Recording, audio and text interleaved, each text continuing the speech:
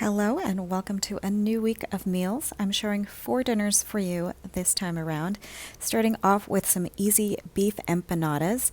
The way I've made these a little bit easier is I didn't make my own dough. I used canned biscuit dough, and feel free to make your own if you'd like, if you've got the time, if you've got a favorite sort of empanada dough, but I am going to use canned biscuits that have been sitting in the fridge. Wanted to use them up. Starting off by browning some ground beef here and using some salt to season. And we've got a little bit of pepper as well. I don't have an exact recipe for this. My initial idea was to do sort of a Filipino filling, like a Filipino beef empanada. We usually add raisins to ours, but the family doesn't like raisins, so I decided to omit that. In lieu of that, I'm going to link a similar recipe down below where you can kind of get an idea for a basic empanada recipe using canned biscuits. Going in now with some onion and garlic powder. Again, I'm just going to kind of season to taste. I am adding a teeny splash of fish sauce, and then I'm going in with some finely chopped carrots. I do taste as I normally do, and I decide to add a little bit of sweetener. This is monk fruit with some erythritol. You can use sugar if you'd like, or you can just omit it. Again, just go by your own taste buds and what you think your family will like. That's a little bit of beef bouillon that I'm adding to add a little bit more salt and a little more beef flavor. And then the last sort of veg I'm using is some frozen peas. You also can add fresh onions and fresh garlic if you'd like, instead of using the powders, but I was a bit lazy and this is morning prep, so just getting this ready to assemble later tonight.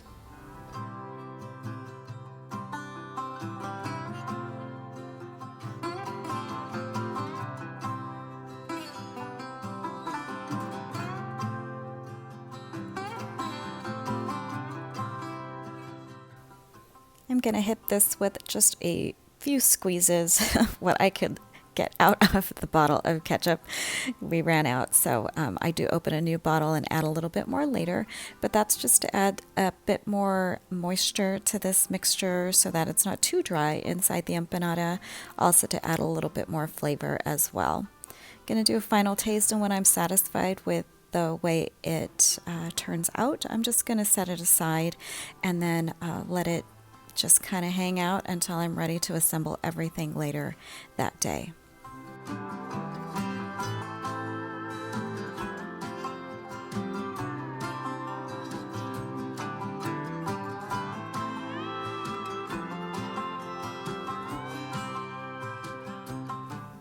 Coming back later in the day now, I'm just mixing everything up. Another last minute addition, I did decide to put in the skillet, besides this ketchup that I'm adding. I remembered that I had some hash browns, like shredded potatoes in the freezer, and normally we do put some diced potatoes in there, but I didn't want to have to dice up some potatoes because I was, again, being lazy in the morning. So I decided to go for the shredded potatoes, and it actually worked really well. These are the canned biscuits. This is the biscuit dough from Aldi, so I'm just using that. You can use Pillsbury or whatever you happen to have at your store. I'm going to roll them out now, and I don't have a particular thickness. Again, I probably rolled them out to about, 5 inches in diameter or so, 4 or 5 inches. And then I'm putting a couple scoops of the filling inside the dough. And I'm just going to fold this in half now. You can crimp it with a fork, which actually I think probably would have worked a little bit better. I was trying to be a bit fancy and do the little twist kind of thing to make it look fancier, but you'll see in the end that it honestly didn't really matter. But you can, again, do whatever you'd like to keep it nice and sealed. Again, the fork would be super easy to just crimp together and seal everything. You want to make sure there are no gaps so that the filling doesn't fall out. But here you go. This is my first empanada.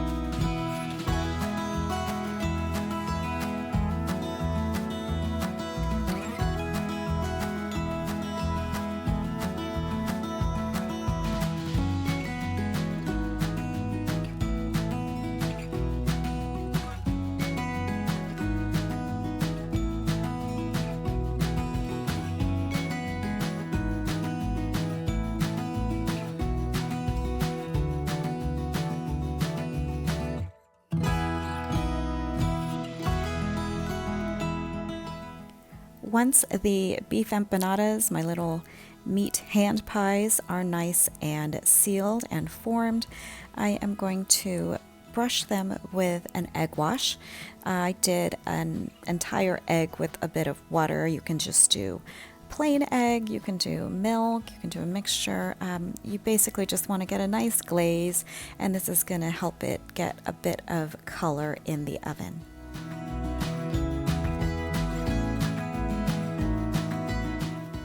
I put my empanadas in the oven at about 400 degrees for about 10 or so minutes until they got nice and brown. You could probably turn the temperature down a bit and just kind of watch it to see until they're golden brown. But here is that shape. You can see the twist came out very, very fancy, wouldn't you say? Yeah, so I would go ahead and crimp your empanadas. I think just as long as they're nice and sealed, they will turn out just fine and taste just as delicious. Just moving them to a cooling rack now, and we'll basically be ready to eat these. This is great for lunch as well. You can serve this with a side salad. We just kind of went for the empanadas for dinner. Very, very easy. But in just a second, I'll just show you what they look like inside. Again, the Filipino empanada, I'm used to having some raisins in there and diced up potatoes, but again, you can put whatever you want in these. These would make a great dessert empanada as well. You can put apple pie filling or cherry pie filling. Just very, very versatile when you go ahead and use that canned biscuit dough. Very, very easy and delicious. And that was our dinner for the first night of the week. Next dinner was a sort of teriyaki bowl, like a beef bowl with broccoli served with rice. You can see the rice cooking off in the burner next to the beef. Now, I bought this beef in Aldi. It was already pre-cut, pre-sliced. I don't remember what it was called exactly. I think it was like carne picada or something like that. It was very, very fatty. It does need to cook for a bit, otherwise it stays a bit tough.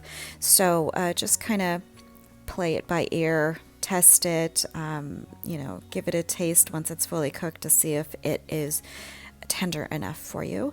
But I'm going in with the sauce that needs no other introduction, but I'm going to introduce it for those that don't know that I use this all the time. It's Yoshida's sauce and marinade I got from Costco.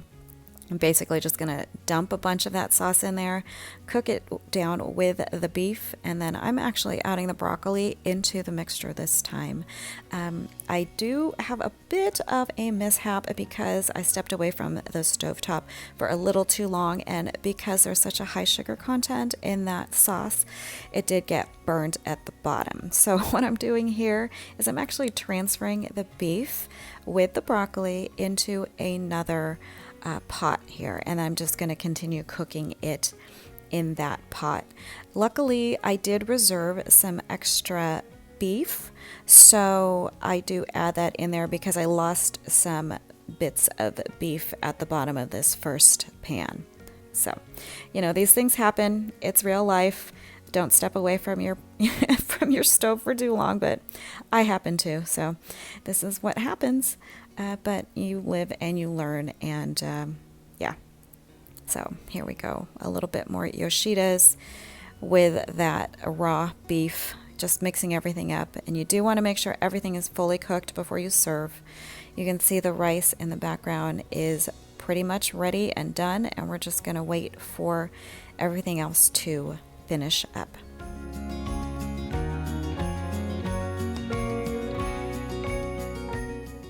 There you go, a sweet teriyaki beef and broccoli. Tasted just like takeout. Wednesday was St. Patrick's Day, so you guessed it, I'm making corned beef and cabbage. I'm doing it in the crock pot just to make it super duper easy, and I just added the corned beef to it, some chunked up onion. There is the seasoning packet that came with it. Just put water enough to cover most of it, and I put a lid on. Now you can add potatoes, you can add carrots. I kept it super simple with just cabbage, and I put that in a couple hours before I was ready to serve. Next time I do it, I'll do it just an hour. It was a bit on the softer side. I do like a bit more texture, but regardless, it tasted really good. I bought my corned beef from Aldi, and I'd never done that before. I'd never purchased that before. It was a bit less salty than I'm used to, so I was actually quite surprised by that. So I did end up adding a bit of salt to this towards the end and before serving. So, but it was still really good, so tender, really, really easy. I only do this once a year, honestly, but it was really good. And hopefully next time I'll remember to just not put the cabbage in too early.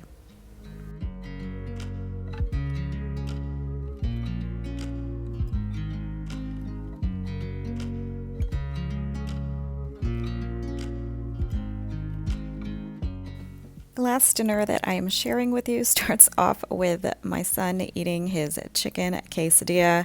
He just loves that thing, and I just, it's a winner for sure.